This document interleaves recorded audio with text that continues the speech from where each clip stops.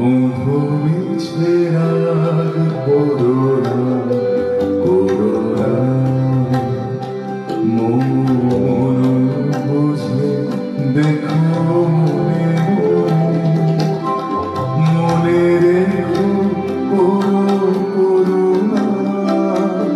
নমস্কার, আমি শোভন। আজ 25শে বৈশাখের সন্ধ্যেবেলা এবং গোটা ভারতবর্ষ জুড়ে আমরা একটা টালমাটাল সময়ের মধ্যে দিয়ে চলেছি, কিন্তু তা সত্ত্বেও আজকে 25শে বৈশাখ কবিগুরুর জন্ম জয়ন্তীকে আমরা উদযাপন করছি এবং প্রত্যেক বছরই নবরবি কিরণের সাথে, নবনন্দার সাথে আমরা প্রত্যেকে উদযাপন করি রবীন্দ্রনাথের গানে, কবিতায়, নাটকে, গীতিনাট্যে, গানে, দলগত গানে, সব কিছুতে।